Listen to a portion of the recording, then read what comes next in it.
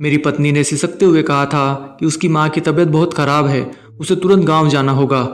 मैंने बिना सवाल किए उसे बस स्टैंड तक छोड़ा, लेकिन रात के 12 बजे जब मैंने उसका लाइव लोकेशन देखा तो वो गांव नहीं बल्कि शहर के एक बदनाम होटल में थी। और फिर आधी रात को जब मैंने उसे उसी होटल के कमरे में पड़ोसी की बाहों में अपनी सारी हदें पार करते देखा तो मेरे पैरों तले ज़मीन खिसक गई। हेलो दोस्तों, मेरा नाम आकाश है, उम्र 34 साल। हम लखनऊ के एक छोटे से मोहल्ले में रहते हैं। मेरी पत्नी नेहा, जिसे मैं अपनी जान से ज़्यादा प्यार करता था। मैंने गाड़ी उठाई और सीधे उस होटल की ओर निकल पड़ा। रास्ते भर मेरा दिल ज़ोर ज़ोर से धड़क रहा था। मैं मन ही मन खुद को कोस रहा था कि मैं अपनी पत्नी पर शक कैसे कर सकता हूँ, पर लोकेशन झूठ नहीं बोल रही थी। होटल के बाहर पहुँचते ही मेरा हाथ कांपने लगा। रिसेप्शनिस्ट ने मुझे अजीब नज़रों से देखा। कमरा नंबर 304। मैं सीढ़ियाँ चढ़ते हुए जैसे किसी दूसरी दुनिया में जा रहा था। हवा में एक अजीब सा सन्नाटा था। दिल में सिर्फ एक ही डर था कि कहीं ये लोकेशन सच ना निकल जाए। दरवाज़ा थोड़ा सा खुला था। अंदर से हल्की धीमी आवाज़ें आ रही थी। जैसे ही मैंने धक्का देकर दरवाज़ा पूरा खोला, मेरी आंखों के सामने का मंजर देख मेरी रूह कांप गई। वहाँ नेहा थी, मिस्टर खन्ना की बाहों में। बंद दरवाजे के पीछे उन दोनों की वो बेशर्म नज़दीकियाँ देखकर मेरे पैरों तले ज़मीन खिसक गई। मेरे पैर वहीं जम गए जैसे पूरे कमरे में ऑक्सीजन ख़त्म हो गई हो। नेहा ने मुझे देखा और उसके हाथ से पानी का गिलास छूटकर फर्श पर बिखर गया। आकाश, तुम यहाँ कैसे? उसकी आवाज़ में डर नहीं बल्कि अजीब सी शर्मिंदगी थी।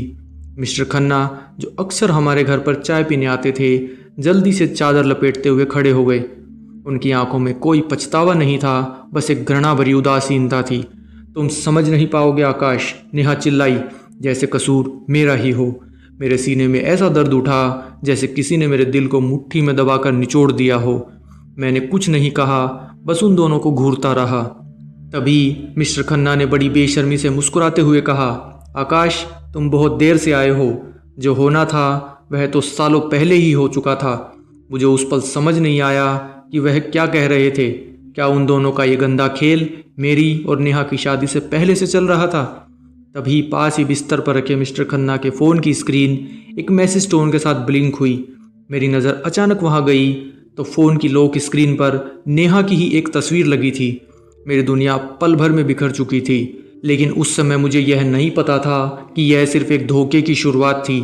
असली सच्चाई तो वो थी जिसका खुलासा उस फ़ोन के अंदर छिपा था। उस दिन मुझे समझ आया, भरोसा जब टूटता है तो आवाज़ नहीं होती, बस इंसान अंदर ही अंदर मर जाता है। मेरे हाथों की नसें गुस्से से फड़क रही थी। मिस्टर खन्ना की उस मुस्कुराहट ने मुझे अंदर तक जला दिया था। मैंने झपट कर उनका फ़ोन छीन लिया। ये क्या कर रहे हो? फ़ोन वापस दो, नेहा चिल्लाई और मेरे हाथ पर नोचने लगी।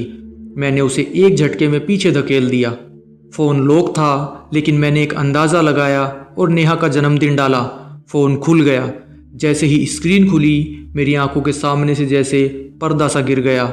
वहाँ मिस्टर खन्ना के साथ सिर्फ नेहा की तस्वीरें नहीं थी, वहाँ पिछले 3 सालों की ऐसी चैट और कॉल रिकॉर्डिंग थी जो मेरी रूह कपाने के लिए काफ़ी थी। मेरी पत्नी और मिस्टर खन्ना का रिश्ता मेरी शादी से भी पुराना था, लेकिन सबसे बड़ा ट्विस्ट तब सामने आया जब मैंने उनकी आखिरी चैट पढ़ी। मिस्टर खन्ना लिख रहे थे, सब कुछ तो हो गया, अब बस उस घर के कागजात और आकाश की इंश्योरेंस की रकम हमारे हाथ आ जाए तो हम हमेशा के लिए यहाँ से निकल चलेंगे। मेरी ज़मीन पैरों के नीचे से खिसक गई। यह सिर्फ एक शारीरिक धोखा नहीं था, यह तो मेरी पूरी ज़िंदगी को लूटने की एक सोची समझी साजिश थी। मिस्टर खन्ना अब घबराए हुए नहीं थे। वे शांत स्वर में बोले, आकाश, तुम एक बहुत सीधे आदमी हो। तुम्हें क्या लगा ये सब एक इत्तेफाक है? यह शुरुआत से ही हमारा प्लान था ताकि सही वक्त आने पर हम तुम्हारा सब कुछ हड़प सके। तुमने कहा था कि तुम मुझसे बहुत प्यार करती हो। मैंने कांपती आवाज़ में नेहा की तरफ देखकर कहा। नेहा बड़ी बेरहमी से हंसी। प्यार की भूख और भविष्य की चिंता प्यार से बड़ी होती है आकाश। जिस दिन तुम्हारी नौकरी लगी उसी दिन मिस्टर खन्ना ने मुझे तुम्हारे साथ सेट होने का प्लान दिया था। मेरे दिल में जो दर्द था वह अब नफरत में बदल चुका था। मैंने अपना फ़ोन निकाला और रिकॉर्डिंग ऑन की। मैंने उन दोनों से वो सब कबूलवा लिया जो पिछले 3 सालों से चल रहा था।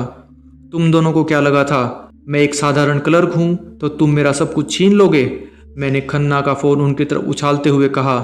मैंने वो रिकॉर्डिंग और चैट्स उसी वक्त पुलिस कमिश्नर और अपने वकील को फॉरवर्ड कर दी। अगले ही पल मैं कमरे से बाहर निकल आया। पीछे से नेहा की चिल्लाने की आवाज़ें आ रही थी, लेकिन मैंने पीछे मुड़कर नहीं देखा। दोस्तों, आपको क्या लगता है, क्या मैंने उन दोनों को बिना मारे सिर्फ पुलिस के हवाले करके सही किया? कमेंट्स में अपनी राय ज़रूर दें, और अगर कहानी ने आपके रोंगटे खड़े किए हो तो वीडियो को लाइक और चैनल को सब्सक्राइब ज़रूर करें।